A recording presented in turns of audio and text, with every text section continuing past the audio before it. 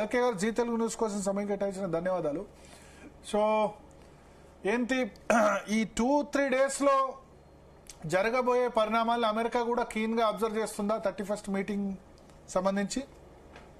ఖచ్చితంగా చూస్తూ ఉంటారండి.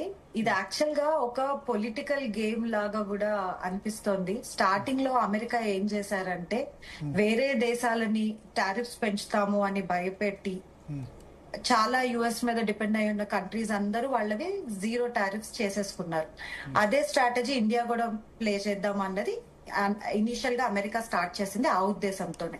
కానీ ఇండియా ఎక్కడా లొంగలేదు. సో ఫస్ట్ 25% చేశారు, తర్వాత ఇంకో 25% పెంచి 50% చేసేసారు. ఓకే, ఇక్కడ మీరు ఇంకొకటి అబ్జర్వ్ చేయాల్సింది ఏంటి అంటే అగ్రికల్చరల్ ప్రోడక్ట్స్ లాంటి వాటి మాత్రం మీదనే అమెరికా ఎక్కువ ఇది చేసింది. ఫార్మా చేయలేదు. ఫార్మా మీద ఇండియా నుంచి ఫార్మా చాలా అమెరికాకి వెళ్తుంది. ఫార్మా గూడ్స్ మీద చేయలేదు, ఎందుకంటే ఫార్మా గూడ్స్ మీద చేస్తే అక్కడ వాళ్ళకి ఎఫెక్ట్ అవుతుంది.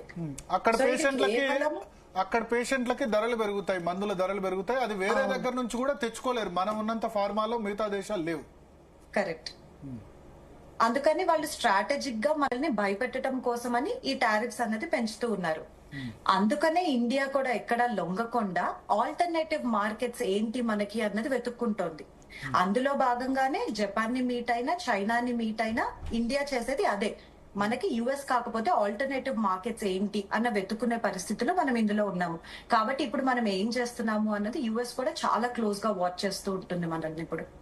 ఓకే, సో ఒకటి పాసిబుల్ యుఎస్ ప్లేస్ ను రిప్లేస్ చేసే దేశం లేదా దేశాలు పాసిబులా? మీరు అన్నారు చైనాను. చైనా మోస్ట్లీ మనం ఎక్స్పోర్ట్ చేసేవి చాలా తక్కువ కదా. ఇప్పుడు మనం దీని వల్ల ఎఫెక్ట్ అయ్యేది టెక్స్టైల్ సెక్టర్ కదా. ఒకటి టెక్స్టైల్లో ఇప్పుడు మనకు పోటీగా అక్కడ బంగ్లాదేశ్, వియత్నాము, శ్రీలంక ఇటువంటి కంట్రీస్ ఉన్నాయి. సో అమెరికానేమో వాళ్ళ మీద తక్కువ టారిఫ్ వేస్తుంది, మన మీద ఎక్కువ టారిఫ్ ఉంది. మన మీద 50% ఉంటే వాళ్ళంతా 25% ఉన్నారు. సో టెక్స్టైల్ ఇంకా అమెరికాకి మనం ఎక్స్పోర్ట్ చేసినా లాభం లేదు. సో అది వేరే కంట్రీలో అంటే చైనా లాంటి కంట్రీలోనూ, జపాన్ లాంటి కంట్రీలోనూ వెతకగలమా? ఒకటి. రెండోది, మిగతా దేశాలు అన్ని కలిపినా సరే అమెరికా ఎకానమీ, అమెరికా స్ట్రెంగ్త్ ముందు సరిపోవు కదా, వాళ్ళ కొనుగోలు శక్తి ముందు. అవును, మీరు చెప్పిన 2 పాయింట్స్ కరెక్టేనండి. ఫస్ట్ పాయింట్ వచ్చేసి ఇప్పుడు ఇలా కొన్ని స్పెసిఫిక్ సెక్టార్స్ లోకి వెళ్తే అలా సెక్టార్ వైజ్ గా కొన్ని మనం ఖచ్చితంగా కంపీట్ చేయటం కష్టమే అవుతుంది. దానికోసము ఇండియా ఎలాంటి ఇన్నోవేటివ్ ప్లాన్స్ తీసుకొస్తుంది అన్నది మనం చూడాలి ఖచ్చితంగా. రెండో పాయింట్ కి వస్తే అమెరికా అనేది largest consumer economy. So maximum imports in terms of value చూసుకుంటే వేరే కంట్రీస్ ఎక్కువ వెళ్తాయి, కానీ ఇన్ టర్మ్స్ ఆఫ్ గూడ్స్ చూసుకుంటే అమెరికాకే ఎక్కువ వెళ్తాయి. సో మనం ఎన్నో చిన్న చిన్న కంట్రీస్ తో పొత్తు పెట్టుకుంటే గానీ అమెరికాని మార్చేయలేము. ఇవన్నీ ఈ రోజు మన దగ్గర ఉన్న బిగ్గెస్ట్ ప్రాబ్లమ్స్. ఓకే, సో అంటే ఇది ఒక్క రోజులో జరిగేది కాదు, చాలా టైం పడుతుంది. కాదు, మనం ఇండియాలో మనకి డొమెస్టిక్ ప్లాన్స్ కూడా మార్చాల్సింది ఉంటుందండి. ఫర్ ఎగ్జాంపుల్ జిఎస్టీ రేట్స్ తగ్గించి, ఓకే, మనం ఇప్పుడు గవర్నమెంట్ ఏదైతే ఇన్వెస్ట్ చేస్తుందో ఓవర్ గా ఇన్ఫ్రాస్ట్రక్చర్ మీద ఇన్వెస్ట్ చేస్తుంది. అలా కాకుండా కొంచెం అగ్రికల్చరల్ ఎకానమీ మనది కాబట్టి మేబీ ఫార్మర్స్ మీద ఇన్వెస్ట్ చేసి ఇలాంటి ఆల్టర్నేటివ్స్ చూసుకోవాలి, ఎకానమీ దెబ్బతినకుండా. ఎందుకంటే మన జీడిపిని మనము తగ్గించుకోకుండా చూసుకోవడం కోసం అని చెప్పి ఇలాంటి ఆల్టర్నేటివ్స్ వెతుక్కుంటా అప్పుడు ఈ ఎక్స్పోర్ట్స్ ఏ కంట్రీస్ కి వెళ్తున్నాయి, మనము జపాన్ మీద ఎలా కాన్సన్ట్రేట్ చేయాలి, చైనా మీద ఎలా కాన్సన్ట్రేట్ చేయాలి, ఈ రెండు ప్యారలల్ గా చూసుకొని వెళ్తేనే మనము ఇప్పుడు ఉన్న ఈ కాంప్లెక్స్ సిచ్యువేషన్ లోంచి బయటకు రావడానికి వీలవుతుంది. అంటే ఇప్పుడు భారతదేశానికి జనాభా అన్నది ఒక అతిపెద్ద వరం. సో మన డొమెస్టిక్ కన్జంప్షన్ పెంచితే, మన దగ్గరే పెరిగితే గనక పెరగాలంటే మనం ఎన్నో గూడ్స్ ఇంపోర్ట్ చేసుకుంటున్నాము. అందుకే అంటున్నాను, మన డొమెస్టిక్ పాలసీస్ ఏవైతే ఉన్నాయో వాటిని కూడా చాలా ఇమీడియట్ గా మార్చాలి. మన గూడ్స్ మనం ఇక్కడ మ్యానుఫ్యాక్చర్ చేసుకుంటున్నవి మన మార్కెట్ లో ఎలా చేసుకోవాలి అన్నది కూడా ఇమీడియట్ గా ఫోకస్ చేయాలి. సో ఇప్పుడు డొమెస్టిక్ కన్జంప్షన్ పెంచాలన్న దాని గురించి జిఎస్టీ రేట్లు తగ్గిస్తామంటున్నారు, కరెక్టే? అవును. బట్ వాట్ అబౌట్ ఈ ఎక్స్పోర్ట్ లో నష్టపోతున్న రంగాలు, జ్యువెలరీ గానీ, డైమండ్ రిలేటెడ్ గానీ, టెక్స్టైల్ గానీ, ఇవన్నిటికి ఎట్లా? ఎందుకంటే ఇప్పుడు ఓన్లీ స్టాక్ మార్కెట్ లో స్టాక్స్ పడ్డాయంటే సరే మీరు ట్రేడింగ్ చేయకండి అంటారు, కానీ అక్కడ పడిపోయే ఉద్యోగాలు కదా.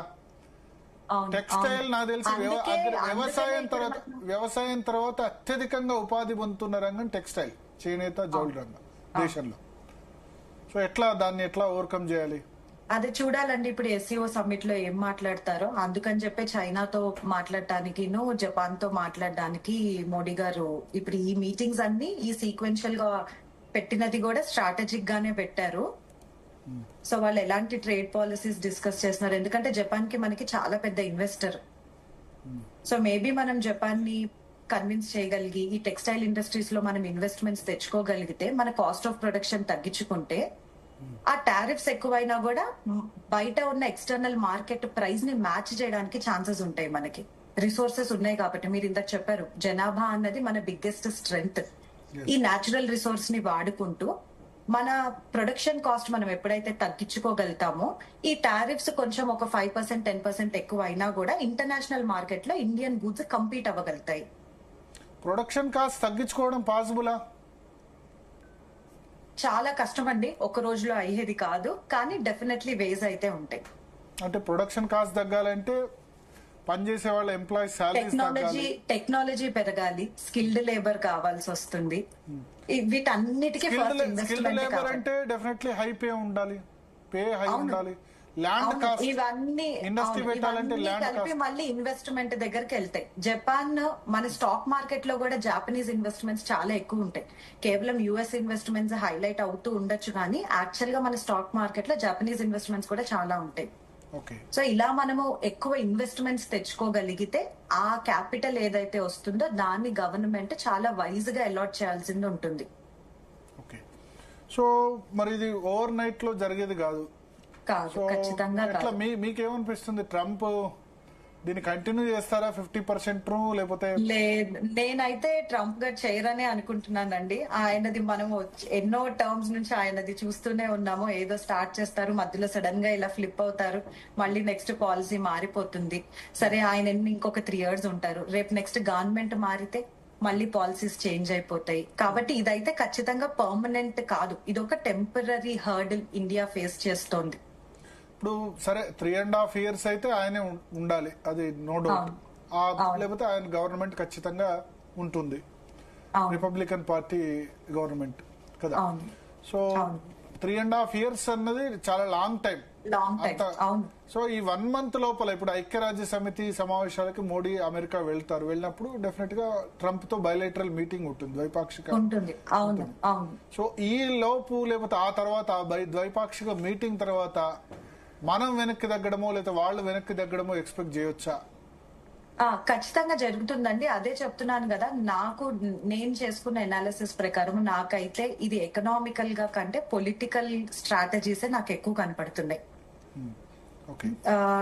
ట్రంప్ డైరెక్ట్ గా ఇండియా పాకిస్తాన్ వార్ లో, యుక్రెయిన్ రష్యా వార్ లో నేనే మీడియేటర్షిప్ చేశాను, నేనే వార్ ఆపాను అని చెప్పి చాలా స్టేట్మెంట్స్ పాస్ చేశారు. ఇండియా పాకిస్తాన్ విషయంకి వచ్చేసరికి పాకిస్తాన్ ఒప్పుకుంది, కానీ ఇండియా డైరెక్ట్ గా తిరస్కరించింది, ట్రంప్ రోల్ ఏమీ లేదు అని చెప్పి. ఇది one of the reasons Trump hurt అయ్యారు అక్కడ. ఓకే, ఆ ఎఫెక్ట్ టారిఫ్స్ లో చూపిస్తున్నారు. తర్వాత ఆయనకు ఒక ఫీలింగ్ ఉంది, ఏమని, అమెరికన్ గూడ్స్ బయటకి వెళ్తుంటే చాలా దేశాలు ఎక్కువ టారిఫ్స్ వేస్తున్నాయి, మా గూడ్స్ బయట సెల్ అవ్వట్లేదు, కానీ మీ గూడ్స్ అన్ని తీసుకొచ్చి మా యుఎస్ ఎకానమీలో డంప్ చేస్తున్నారు అన్న ఇంప్రెషన్ లో ఉన్నారు ఆయన. అందుకని చెప్పి ఇండియా మీద ఇంకొంచెం స్ట్రెస్ తీసుకురావడం కోసం అని చెప్పి ఈ టారిఫ్స్ అన్ని పెంచి ఇండియాని ఇబ్బంది పెట్టే ఇదిలో ఉన్నారు. మనం ఎక్కడన్నా లొంగుతామేమో అని ట్రై చేస్తున్నారు. కానీ జయశంకర్ గారు ఆల్రెడీ చాలా క్లియర్ గా చెప్పారు, ఇండియన్ ఎనర్జీ సెక్యూరిటీ విషయంలో మేము ఖచ్చితంగా కాంప్రమైజ్ అవ్వము అని మన స్టాండ్ అనేది మనం చెప్పేశాము. మీరు కాకపోతే మాకు వేరే ఆప్షన్స్ కూడా ఉన్నాయి అని చెప్పడానికి ఇమ్మీడియట్ గా జపాన్, చైనా లాంటి కంట్రీస్ తో మీటింగ్స్ అరేంజ్ చేసుకున్నాము. ఇవన్నీ ఖచ్చితంగా ట్రంప్ వాచ్ చేస్తూ ఉంటారు. ఈ మీటింగ్స్ లోంచి వచ్చే అవుట్కమ్ ని బట్టి ట్రంప్ స్ట్రాటజీస్ కూడా మారుతాయి. కాబట్టి ఖచ్చితంగా ట్రంప్ బ్యాక్అవుట్ అవుతారేమో అని చెప్పి నేను గెస్ చేస్తున్నాను. లేకపోతే అట్లీస్ట్ కొన్ని ఫీల్డ్స్ లో అన్న రిలాక్సేషన్ అన్నది మాత్రం ఇస్తారు. ఓకే, సో ఇక్కడ ఒక విషయం, చైనా